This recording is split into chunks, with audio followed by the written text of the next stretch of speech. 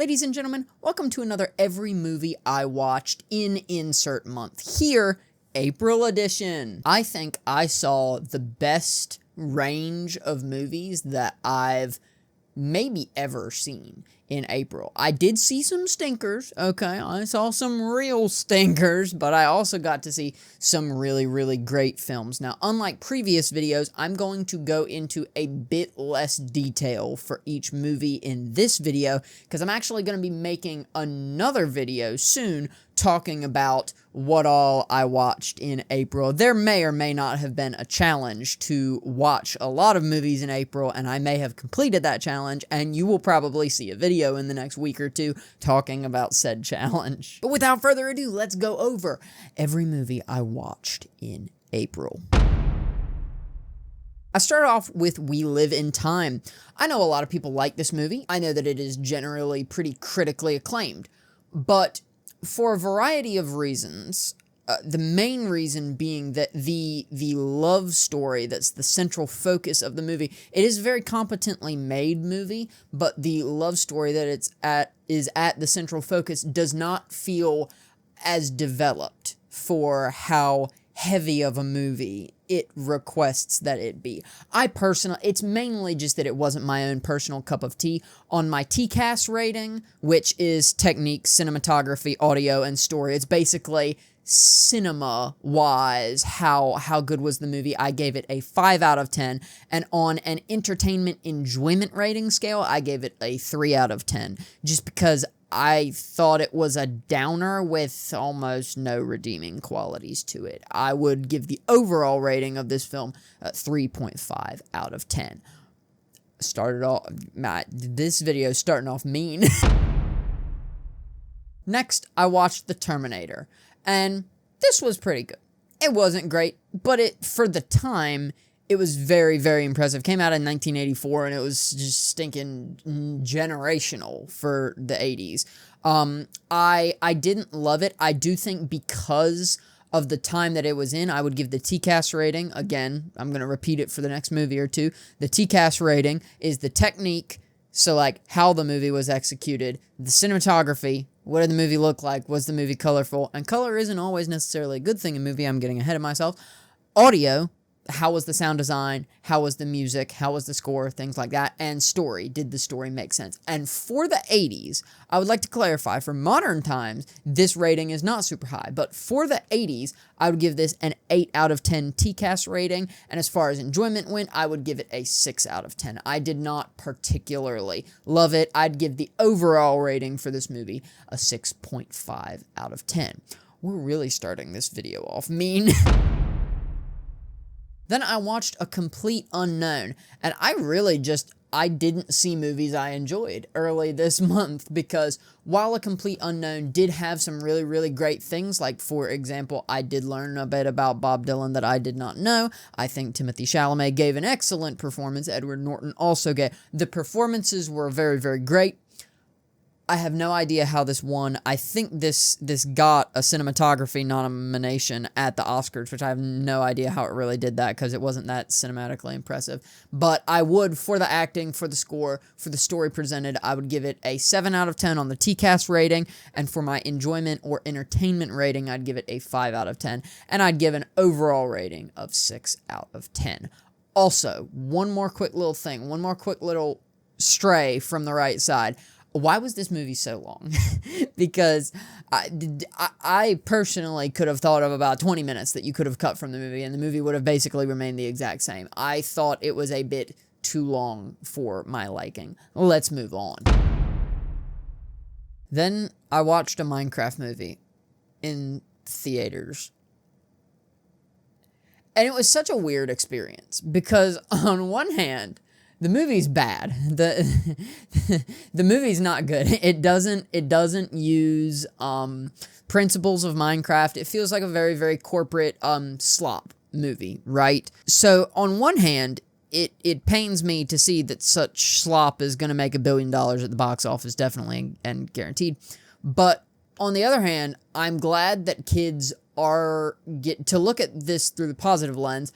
I'm glad that kids are getting positive theatrical experiences post-COVID. That is something I was very, very worried was going to never come back. And you kind of saw it with Barbenheimer, but children have not really had a movie in theaters that has been like Barbie for a lot of people, like Oppenheimer for a lot of people, like Barbenheimer put together for a lot of people. So on one hand, I'm very, very glad that this was a cinematic event that a lot of people will probably have core memories of, because guess what? I liked some dog crap movies as kids, and because of the theatrical experience, think of them a lot higher than they really are.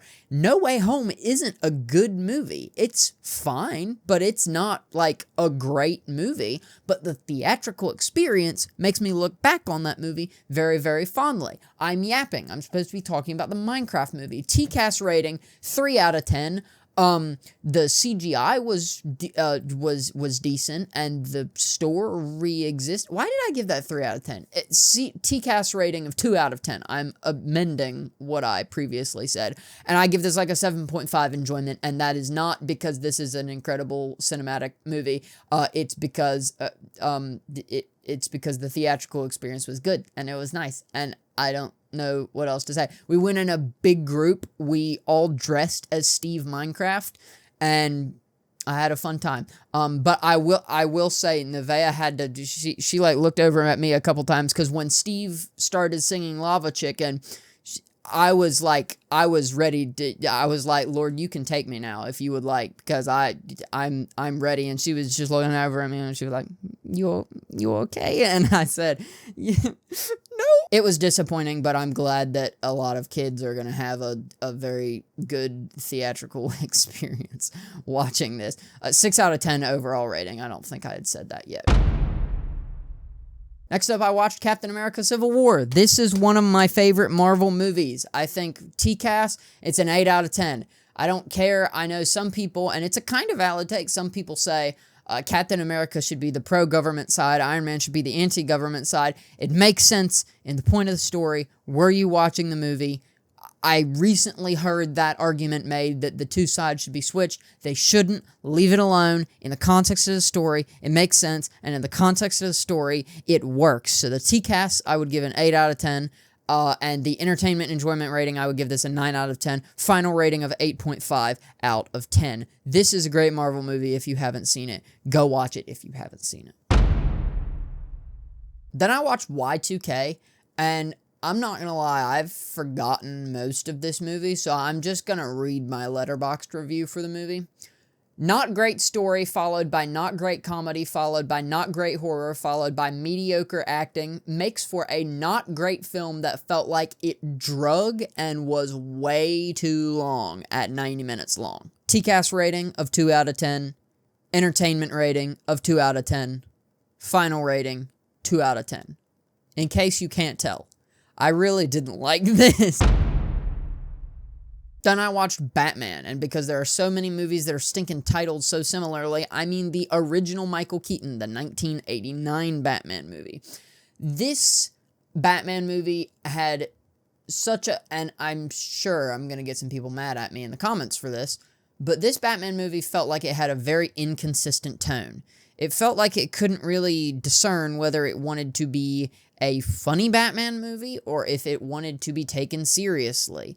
And I think that damages Batman. I think you should either have Batman lean hard into being funny, so like, you know, the Lego Batman movie example of Batman, or you should lean into Batman taking himself and the movie super seriously, like The Batman, the whole Dark Knight trilogy, not whatever stinking Batman v Superman was. I would rewatch this movie, but it had such a problem keeping a consistent tone that I would want to wait quite a while before I watch this again. I'd give it a TCAS rating of 5 out of 10 and an entertainment enjoyment rating of 7 out of 10, bringing the overall score of this film to a 6 out of 10.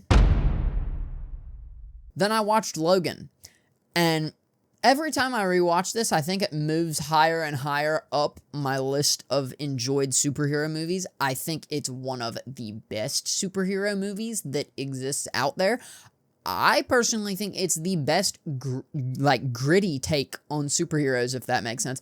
I know a lot of people like the 2009 movie Watchmen. I absolutely hated it. I thought it was terrible, and you're going to actually see a bit more about that later in this video. But gritty superheroes is something that's very, very hard to do, because on one hand, with a gritty superhero movie, I don't want, oh, everything is bad, superheroes. You can even make the argument that superheroes shouldn't exist. I think Logan makes that argument relatively well, but it is hard to do a gritty superhero movie that makes you invest in the story, that isn't just like, oh, look at how bad everything is, and because of superheroes, everything is bad. So I think Logan did that really, really masterfully. I would give it a TCAS rating of 9 out of 10 and an entertainment enjoyment rating of 9 out of 10, bringing the overall score of this film to a 9 out of 10.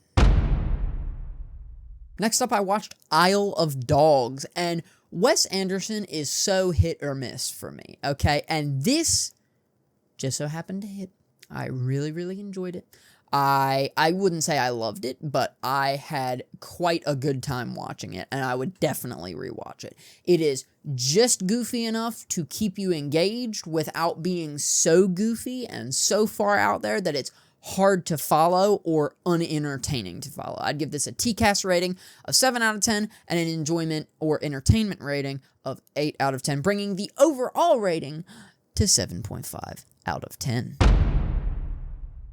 Then I watched Watchmen Chapter 1, and I'm gonna just level with you for a second. The reason I watched this was because it was 9:30 at night, and I had not watched a movie this day. And again, you will learn about this challenge in the next week or two, because I'll be making a video about it.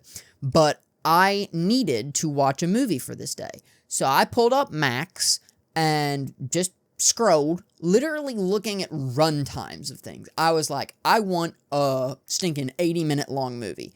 And dadgummit, I found this, and I watched this movie, and it's like an almost shot-for-shot retelling of the 2009 movie. I don't understand. Like, maybe if you like animation, there were a few things that were different, but it is the same story. It's not exactly shot-for-shot, but there were a lot of times where I'm like, wait a minute, that's the exact shot they used in the first movie. It is basically a retelling of the 2009 movie, which I know is based on the, I think, either 80s or 90s comic book run, but I didn't care for it. This is a gritty take on superheroes that does not really do well, because it doesn't showcase that, oh, even though the world may be bad, there is still hope. It's just, Watchmen is very, everything is bad, wallow in the misery, alright, the movie's done now, in my opinion. And I don't really care for that. I'd give it a TCAS rating of 3 out of 10, an enjoyment rating of 2 out of 10, and I'd give the overall rating a 2.5 out of 10. This isn't my cup of tea at all, and I'm gonna have to watch part 2. Then I watched The Amateur, and I enjoyed this more than most people probably will. I thought it was good, really, really good. I thought it was an entertaining time. I thought it was a film that absorbed me into the film. I know some people were very bored by the film. Some people thought that not that much went on in the film. And that's fine. Like, that's a valid opinion. But it had enough to where I was engaged with the story, and it was a good story that was presented and packaged well, and I liked it, and I had a fun time watching it. And I'd give the TCAS rating a 7.5 out of 10, and I'd give the entertainment enjoyment rating of 8 out of 10, and I would give an overall final rating of this film a 7.5 out of 10. Then I watched Hop, because our family watches this every year around Easter, and dadgummit, I enjoyed this. I had a good time. What can I say? I like Hop. It's a good movie. Yeah, the plot is Swiss cheese, but it doesn't really matter, because at the end of the day, it's supposed to be a fun time. I'd give this a TCAS rating of 3 out of 10. It is cinematically, there's a lot cinematically happening with this movie, but I give it an entertainment enjoyment rating of 8 out of 10, giving it a final rating of 7.5 out of 10. Then I watched Warfare, and the more I think about this film, the more I, A, want to re-see it, and B, think I need to make a full-length video on this particular film because I don't want to get into it. I wrote a relatively long Letterboxd review for it. I thought it was very good. I would give it a TCAS rating of 10 out of 10, simply because I think exactly what they were aiming to achieve with the film, they did. In my opinion. I know some people don't like it, and I know that this is a pretty relatively divisive film. Like, I have seen a lot of different takes on a lot of different aspects of this movie, but I'd give my entertainment enjoyment rating an 8 out of 10, and I'd give the overall rating of this film a 9 out of 10. Then I watched Arrival, and this is good. This is everything I wanted from a Denis Villeneuve sci-fi movie. I think it was good. I think that there are definitely signs in this that pointed to, this guy may direct Dune in the future and may do it incredibly. But I really, really enjoyed this. I thought it was very good. I thought it was a not really a downer, but not a super uplifting movie. And I enjoyed it. If you haven't seen Arrival, go give it a watch. I'd give it a TCAS rating of 8 out of 10 and an enjoyment or entertainment rating of 7 out of 10. I'd give the final rating of this film a 7.5 out of 10. Then I watched G20, and I'm not gonna lie, Amazon is so good at making forgettable movies, which feels like such a thing to crap on. That feels like such a mean thing to say, but I'm just going to be perfectly honest. I think the only thing I remember from this film is that the main character's name was President Sutton. I literally don't remember what Anthony Starr's character's name is. I don't remember any of the other characters' names. I know you think the one dude dies and then suddenly he's fine at the end. That's not a spoiler. I don't remember his name. It's not bad. That's the thing. It's like, it's not an awful movie, right? Like, I would probably rewatch it, but it would be several years down the road. It's a good action thriller. It's not great, and it's not awful, but it's not particularly good either. TCAS, I'd give this a 4 out of 10, and entertainment enjoyment, I'd give this a 7 out of 10. I'd give a final rating to this film of 6.5 out of 10. Then I watched Watchmen Chapter 2, and my complaints are basically the same as the first part, but I was really proud of this Letterboxd reviews that I wrote for it, so I'm just going to read it to you. Roses are red. I hate this story. I'd much rather watch Finding Dory. Please clap. TCAS of 2 out of 10. Enjoyment, 1 out of 10. The final stinking rating of this thing, 2 out of 10. I'm never watching the Watchmen movies ever again.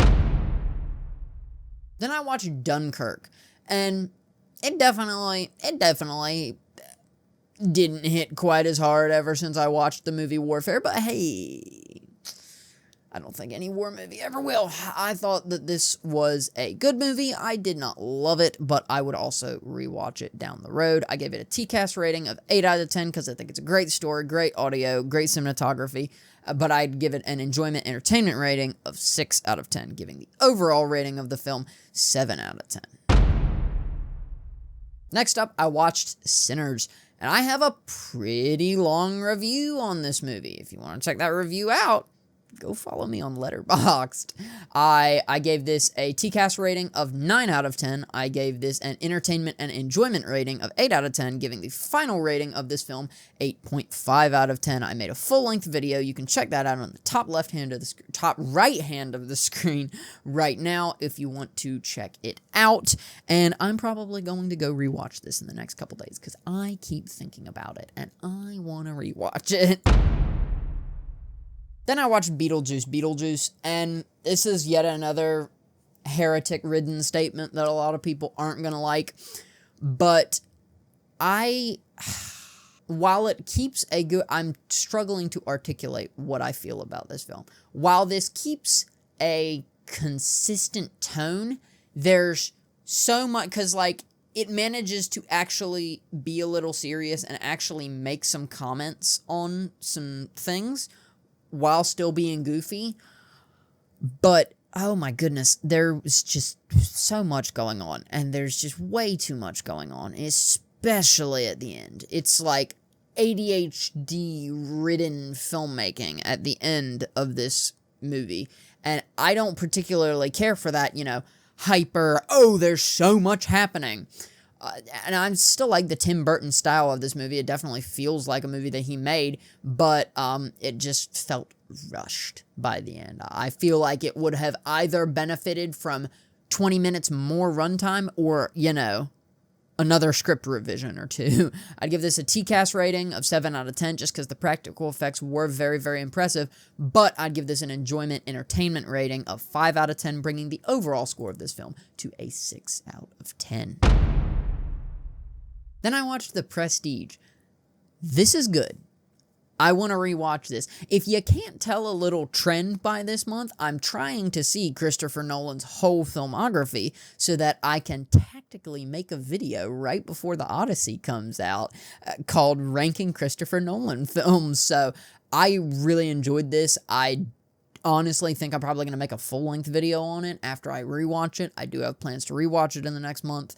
And I'd give it a TCAS rating of 8.5 out of 10 and an entertainment rating of 7.5 out of 10, bringing the overall rating of the film to 8 out of 10. Let's move on to the next one because I'm really excited! The Revenant. Every frame of this movie is a painting.